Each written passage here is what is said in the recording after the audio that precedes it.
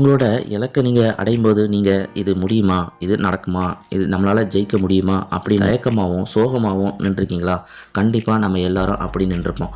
அப்படி நம்ம நிற்கும்போது நம்மளுக்கு மோட்டிவேஷன் பண்ண ஒரு வரிகள் தேவை. அது என்ன வரினா, விதைத்து கொண்டே இரு, முளைத்தால் மரம், இல்லையேல் உரம். நம்ம வாழ்க்கையும் அந்த மாதிரி தான். நாம் எடுக்கிற முயற்சி எல்லாமே ஜெயிக்காது. சில முயற்சிகள் ஜெயிக்கும், சில முயற்சிகள் தோக்கும். அந்த மாதிரி சில முயற்சிகள் தோக்கும்போது அந்த முயற்சிகள் மரம் இல்லை, அது நம்ம அனுபவம். அந்த அனுபவன்ற உரம் தான் முயற்சிங்கிற மரத்தை வளர வைக்கும்.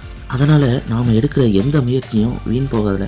ஏதாவது ஒரு விஷயத்தில் நம்மளுக்கு அது பலன் கொடுத்துட்டு தான் இருக்கும். அதனால் நாம் என்றைக்கும் எதை விட்டுறோமோ இல்லையோ முயற்சி கண்டிப்பாக விடாமல் தொடர்ந்துக்கிட்டே இருக்கணும்.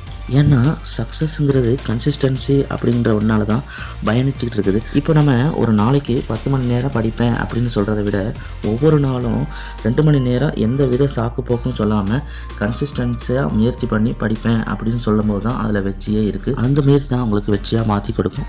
ஸோ என்னைக்காவது ஒரு நாள் எஃபோர்ட் போட்டு ஜெயிக்க முடியுமா அப்படின்னு கேட்டால் முடியாது. ஆனால் என்னால் கன்சிஸ்டன்சியாக தொடர்ந்து எஃபோர்ட் போட தயாராக இருக்கேன், என்னால் வெற்றி பெற முடியுமா அப்படின்னு கேட்டால் கண்டிப்பாக அது முடியும். புரியுது, நீங்கள் ஜெயிக்கிறதுக்கு தினமும் கஷ்டப்படுறீங்கன்னு. சில பேருக்கு நினச்ச மாதிரி பேரண்ட்ஸ் இல்லை சொந்தக்காரங்க சப்போர்ட் இருக்கும்.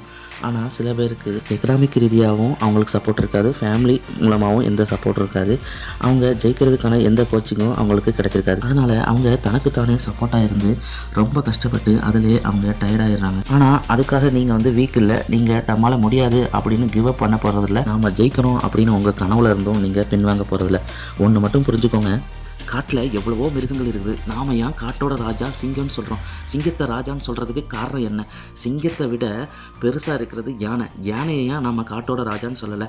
இப்போ சிங்கத்தை விட உயரமாக இருக்கிறது ஒட்டக சிவிங்கை ஏன் நம்ம காட்டுக்கு ராஜாவை சொல்லலை? சிங்கத்தை விட அளவுலேயும் நீளமானது பெருசானது சிறுத்தை, அதையும் நாம் காட்டோட ராஜான்னு சொல்லலை. சிங்கத்தை காட்டோட ராஜான்னு சொல்கிறதுக்கு என்ன காரணம்னா, இப்போ நம்ம பார்த்த இந்த மிருகங்கள்லாம் சிங்கத்தை விட வலிமையாக இருந்தாலும் அதோட வலிமை அதுங்களுக்கு தெரியாது. அது இயற்கையாகவே அவங்களுக்கு மற்ற மிருகத்தை பார்த்தா தனக்குள்ளே ஒரு பயம் வரும். ஆனால் சிங்கத்துக்கு இந்த பயம் கிடையாது. தன்னோட வலிமையை ஃபுல்லாமே சிங்கத்துக்கு தெரியும். தன்னால் எந்த மிருகத்தையும் வேட்டையாட முடியும் அப்படிங்கிற தன்னம்பிக்கையும் சிங்கத்துக்கு அதிகம். அதனால தான் அதை நம்ம காட்டோட ராஜான்னு சொல்கிறோம். ஸோ உங்களுக்குள்ளேயும் அந்த வலிமை இருக்குது, உங்களுக்கு அந்த பொட்டன்ஷியல் இருக்குது.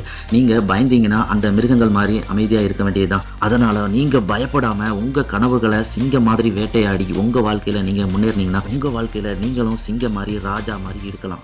ஸோ உங்கள் வாழ்க்கையில் நீங்கள் என்ன ஆக போகிறது நீங்கள் தான் முடிவு பண்ணணும்.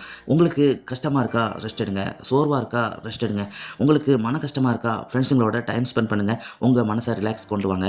ஆனால் முயற்சியில் மட்டும் என்றைக்குமே பின்வாங்காதீங்க.